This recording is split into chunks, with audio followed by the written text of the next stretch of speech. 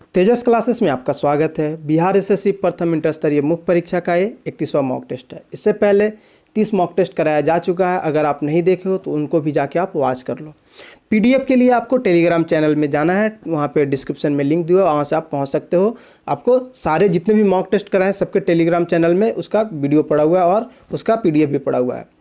आगे बढ़ने से पहले 2-3 बातें। पहला, आपको सबसे पहले कॉपी कलम लेके बैठ जाना है। दूसरा, आप इस 75 क्वेश्चन में कितना स्कोर करते हो उसको कमेंट करना है।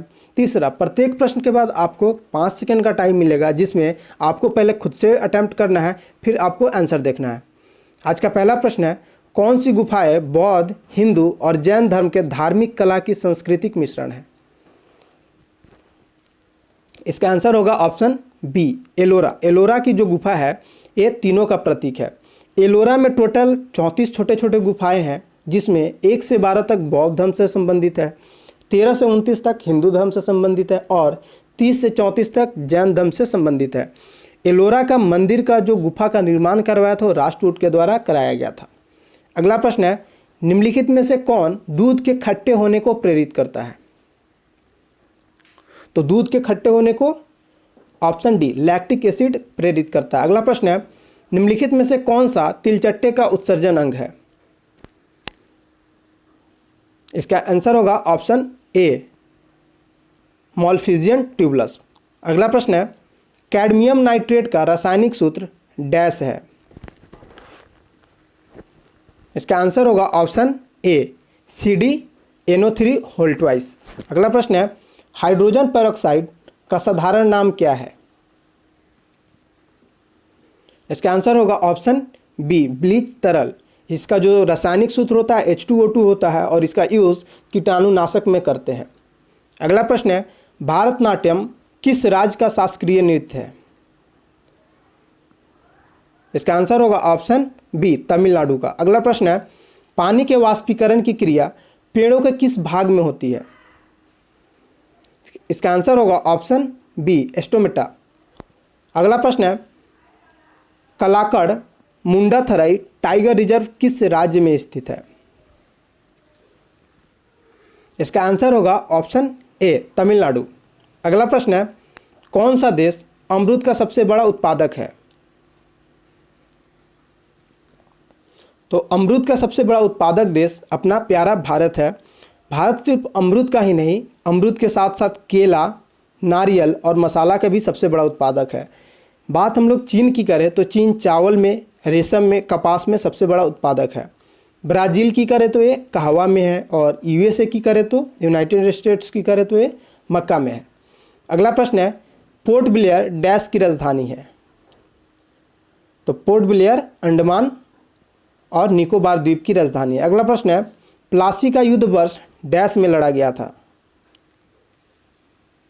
इसका आंसर होगा ऑप्शन सी, 1757 को। 23 जून 1757 को प्लासी का युद्ध सिराजुद्दौला और ब्रिटिश, उस समय जो कंट्रोल कर रहे थे वो ब्रिटिश को, वो लॉर्ड क्लाइव थे जो ब्रिटिश को रिप्रेजेंट कर रहे थे, इनके बीच हुई थी। अगला प्रश्न है, अंतरिक्ष में यात्रा करने वाले पहले भारतीय अंतरिक्ष यात्री कौन थे? तो देखो, पहले भारतीय का बात किया जा रहा है, ठीक है। तो पहले भारतीय कौन थे? तो ये राकेश शर्मा थे। यहीं पे बात करें अंतरिक्ष में जाने वाले प्रथम व्यक्ति का बात किया जा रहा है ऑल ओवर वर्ल्ड, तो क्या होगा? Yuri Gagarin. और अंतरिक्ष में तैरने वाला, वो गई थी, जाके वापस आ गई थी, लेकिन अंतरिक्ष में तैरने वाला प्रथम व्यक्ति वो एलेक्सी लेनोवा है।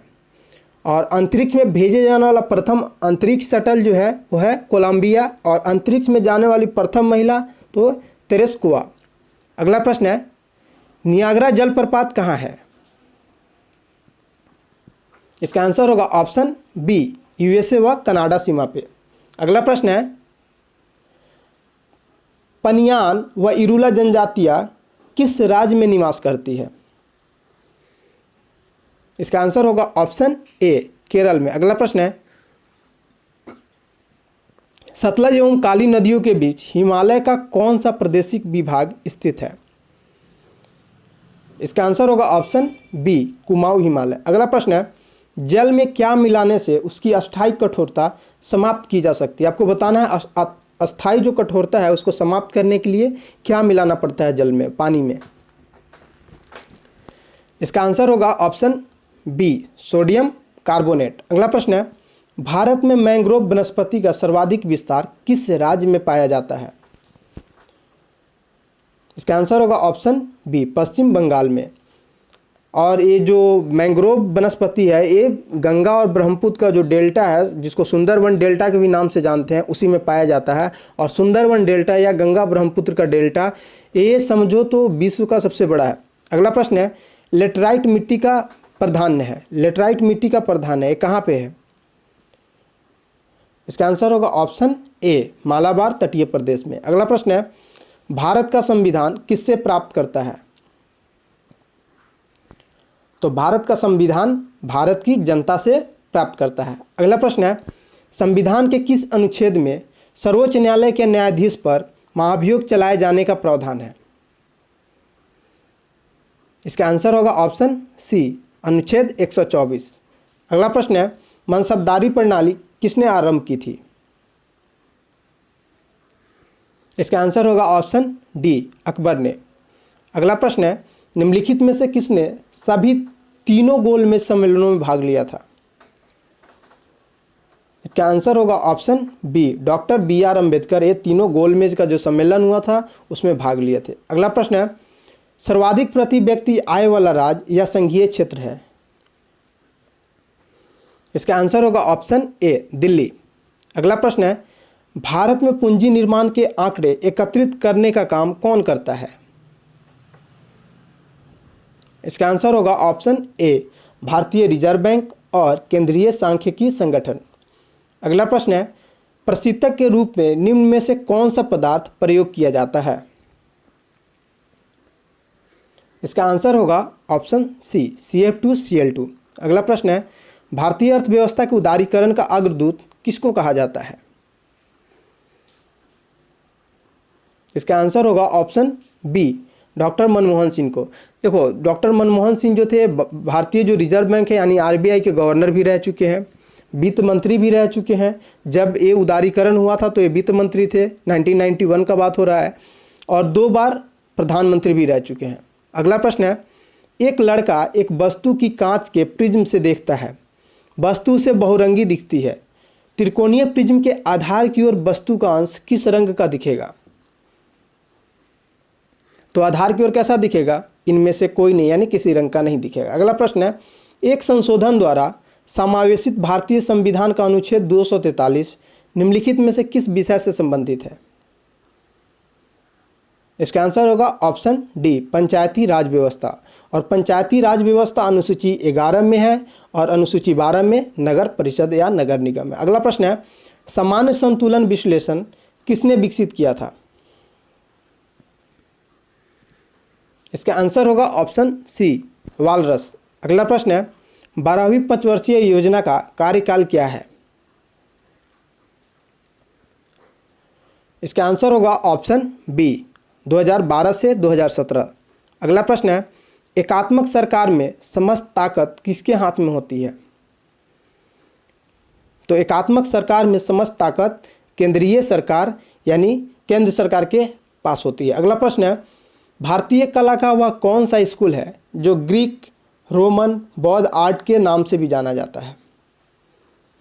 तो कौन सी कला ये है? कला की गंधार शैली। अगला प्रश्न है, निम्नलिखित में से कौन से पल्लव राजा ने चालुक्य सम्राट राजा पुलकेशिन द्वितीय को पराजित करके उनका वध करके वतापी कुंड खिताब हासिल किया था या किए थे?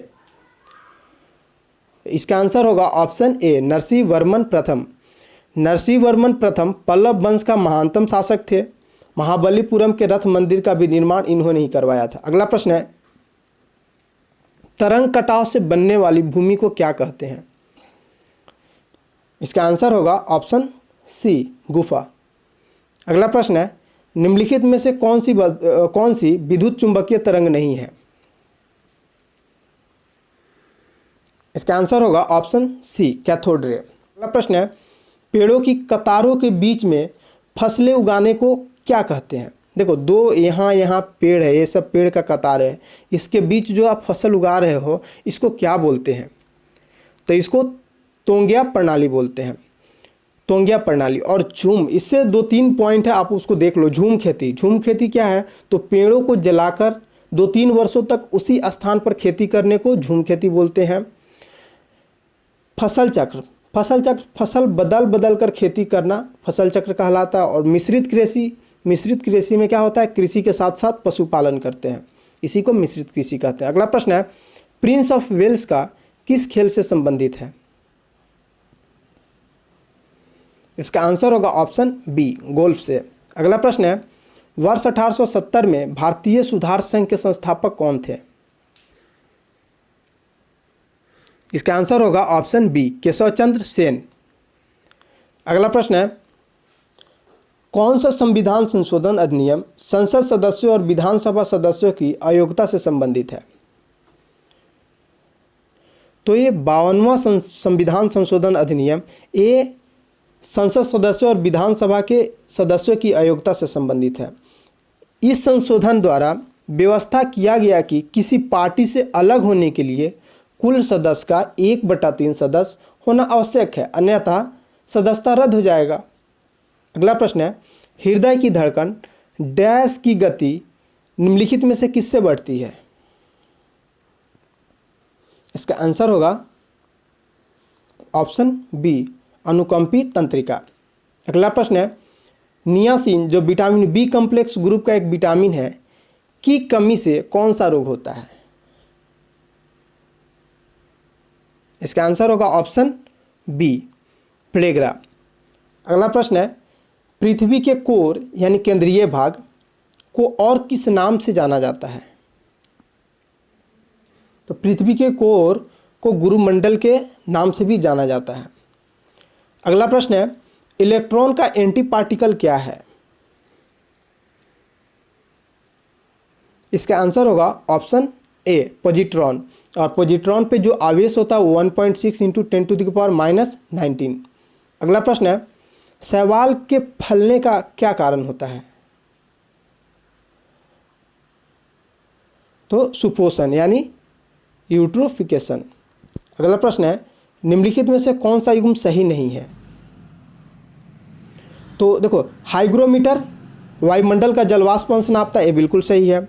लैक्टोमीटर तरल का विशिष्ट घनत्व, ये भी सही है। नहीं, ये गलत है, ये सही नहीं है। लैक्टोमीटर से क्या है? दूध की गुणवत्ता का चेक करते हैं। एनीमोमीटर तो वायु की गति, ये सही है। सिस्मोग्राफ से भूकंप, ये सही है। क्या हो जाएगा? Option B is the right answer. अगला प्रश्न है, भारत का हर साल डैश को राष्ट्रीय एकता दिवस के रूप में मनाता है? तो राष्ट्रीय एकता दिवस कितने को मनाया जाता है? इसका आंसर होगा ऑप्शन डी, 31 अक्टूबर को। अगला प्रश्न है, निम्नलिखित में से किस शहर को भारत का सिलिकॉन वैली कहा जाता है? इसका आंसर होगा ऑप्शन डी, बेंगलुरु। अगला प्रश्न है, हम्बनटोटा बंदरगाह किस देश में स्थित है? तो हम्बनटोटा बंदरगाह ये श्रीलंका में स्थित है। अगला प्रश्न है, मराठों ने डैश में अहमद शाह अब्दाली से पराजित होकर सत्ता खो दी थी? इसका आंसर होगा ऑप्शन बी, ऑप्शन बी। 1761 में मराठा और अहमद शाह अब्दाली के बीच में युद्ध होता है, पानीपत का तृतीय युद्ध, जिसमें मराठा हार जाता है और सत्ता अब्दाली अफगान के पास चला जाता है। अगला प्रश्न है, अगले प्रश्न से पहले, ये तेजस क्लासेस का ऑफिशियल यूट्यूब चैनल है, इसको आप ज्वाइन कर लो, वहाँ से आपको PDF मिलते रहेगा। और एक उसमें ग्रुप है, जो भी आपको डाउट क्वेश्चन है उसको वहाँ पे आप पोस्ट कर दिया करो। एवरी सैटरडे जितने भी डाउट क्वेश्चन होगा उसको मैं एक वीडियो दे दूंगा, जिससे क्या होगा, आपको डाउट क्वेश्चन का कलेक्शन मिल जाएगा। आप कलेक्टिवली, आपको 100-200 बच्चे का जो डाउट क्वेश्चन है वो कलेक्टिवली आप समझ पाओगे कि और सब बच्चों को क्या प्रॉब्लम है। ये मेरे बारे में मेरा डिटेल है, मैं फिलहाल भारत सरकार में कार्यरत हूँ। अगला प्रश्न है, क्षिप्रा नदी डैश में स्थित है? इसका आंसर होगा ऑप्शन बी, मध्य प्रदेश में। अगला प्रश्न है, परमाणु में नाभिक परिवर्तनों के फलस्वरूप तरंग किरणें कौन सी है? इसका आंसर होगा ऑप्शन डी। देखो, आगे बढ़ने से पहले 1-2 चीज़ और मैं बात बता दूं। चैप्टर वाइज जो वीडियो अपलोड किया जा रहा है उसको आप लोग एक बार जस्ट वॉच करो, उससे क्या होगा, आपके मेंस में अगर थोड़े भी 2-4 जो हार्ड क्वेश्चन आएंगे वो आपके पकड़ा जाएंगे। दूसरा, बिहार में अब तक के 1992 से लेकर 2020 तक जितने भी एग्ज़ाम हुए हैं सबके क्वेश्चन वन लाइनर फॉर्मेट में मैं लाया हूं, आप लोग उसको भी देखते जाओ। उससे क्या होगा, आपका कंसेप्ट बिल्ड हुआ है, आपका रिवीजन भी होगा। अगला प्रश्न है, हाइड्रोजन गैस भरा गुब्बारा। तो हाइड्रोजन गैस भरा गुब्बारा हवा में केवल तब तक ही ऊपर उठता है जब उसका कुल भार विस्थापित वायु के भार से बहुत कम हो। अगला प्रश्न है, ब्रेड बनाने में गुथा हुआ आटा निम्नलिखित के कारण फूलता है। तो ये किण्वन प्रक्रम के दौरान बनने वाली कार्बन डाइऑक्साइड की मोचन क्रिया से। Option D is the right answer. अगला प्रश्न है, आसानी से झाग नहीं देने वाला जल कहलाता है। इसका आंसर होगा ऑप्शन सी, कठोर जल। अगला प्रश्न है, मधुमेह से ग्रस्त रोगियों के मूत्र के नमूने में होता है। अब बताओ क्या होता है। इसका आंसर होगा ऑप्शन बी, ग्लूकोज। अगला प्रश्न है, वायरस होते हैं।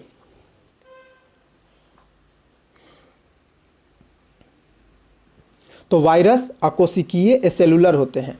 अगला प्रश्न है, हाल ही में महिला और बाल विकास मंत्रालय ने यूनिसेफ द्वारा चलाई गई किस पहल को लॉन्च किया है।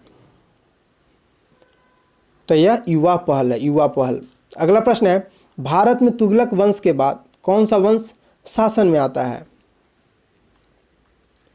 इसका आंसर होगा ऑप्शन डी, सैयद वंश। एक ट्रिक है, गुल खिले तो शायद लो। गुल से गुलाम वंश, खिले से खिलजी वंश, तो से तुगलक वंश, स से सैयद वंश, ल से लोधी वंश। और लोधी वंश के बाद ये समाप्त होता है, उसके बाद मुगल काल आता है। अगला प्रश्न है, ब्रिक जिसको किडनी बोलते हैं इंग्लिश में, की खराबी के कारण रक्त में यूरिया की मात्रा बढ़ने को कहते हैं।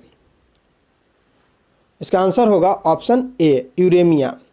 अगला प्रश्न है, स्मरण शक्ति की हानि किसके नष्ट होने से होती है। इसका आंसर होगा ऑप्शन ए, सेरिब्रम। अगला प्रश्न है, टिबिया अस्थि डैश में होती है। तो इस फोटो को देखने से आप लोगों को तो पता चल गया होगा कि टिबिया अस्थि पैर में होती है, लेकिन पैर में दो तीन चीज होता है। एक देखो, ये वाला जो पोर्शन है, आप जो इस हड्डी को देख रहे हो, क्या है, अल्ना है। इसको क्या बोलते हैं, रेडियस बोलते हैं या रेडियो भी बोलते हैं। और ये देख लो, ये वाला जो है आपका, ये टिबिया है और ये पेरोन है। ये जो आप देख रहे हो क्या है, ये पेरोन है। अगला प्रश्न है, जनगणना 2011 के अनुसार जनसंख्या घनत्व के आधार पर घटते हुए क्रम में राज्यों को व्यवस्थित करें। जनसंख्या घनत्व के आधार पर आपको व्यवस्थित करना है, और वो भी घटते क्रम में।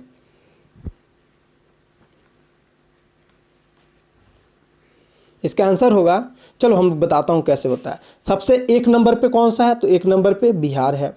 उसके बाद जो है वो है, बिहार के बाद कौन सा है, तो बिहार के बाद है पश्चिम बंगाल। पश्चिम बंगाल के बाद आता है आपका केरल। उसके बाद आता है उत्तर प्रदेश। तो 1 4 3 2, 2 किस में है, देखो 1 4 3 2, option C is the right answer. अगला प्रश्न है, राजीव गांधी पर्यावरण पुरस्कार दिया जाता है श्रेष्ठतम योगदान के लिए, किसके लिए दिया जाता है।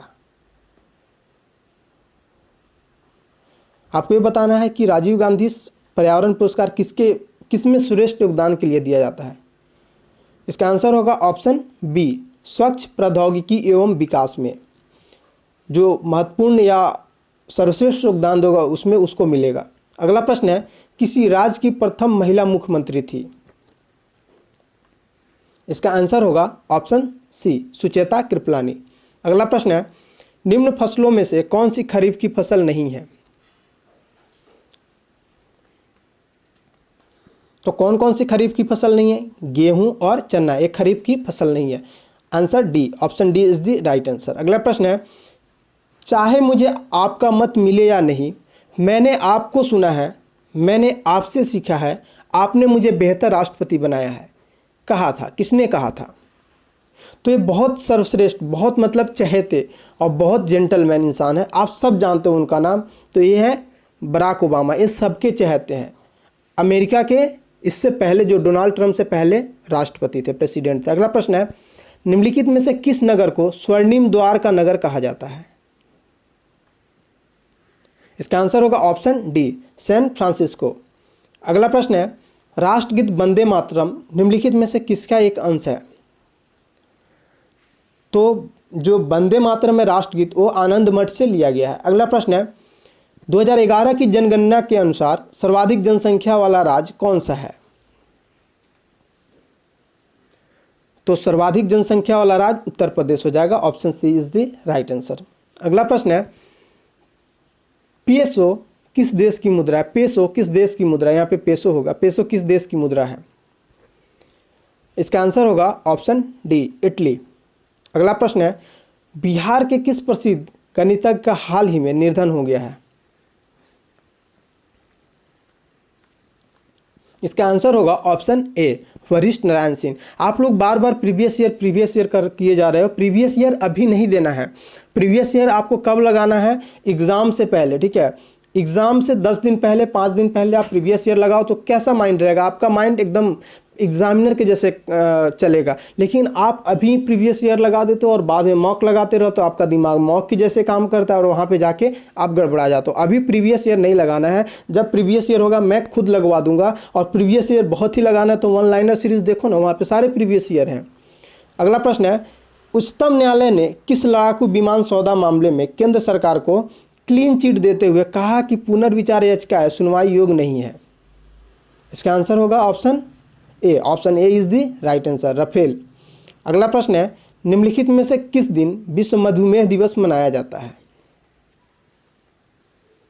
तो विश्व मधुमेह दिवस ये 14 नवंबर को मनाया जाता है। अगला प्रश्न है निम्नलिखित में से किस भारतीय को न्यूयॉर्क के मेट्रोपॉलिटन म्यूजियम में आर्ट ऑफ बोर्ड में चुना गया है? म्यूजियम आर्ट ऑफ बोर्ड में चुना गया है। इसका आंसर है ऑप्शन बी, नीता अंबानी।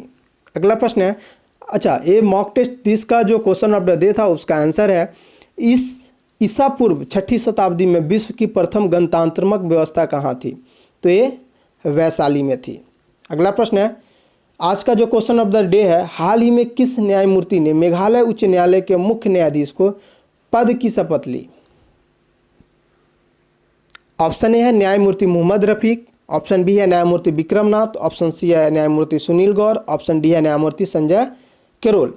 आपको इसका आंसर कमेंट करके देना है। कल मॉक टेस्ट 32 आएगा। आप लोग चैनल पे विजिट करते रहो और वन लाइनर सीरीज अगर नहीं देख रहे हो तो उसको देखो। प्रीवियस ईयर का एक समूह है।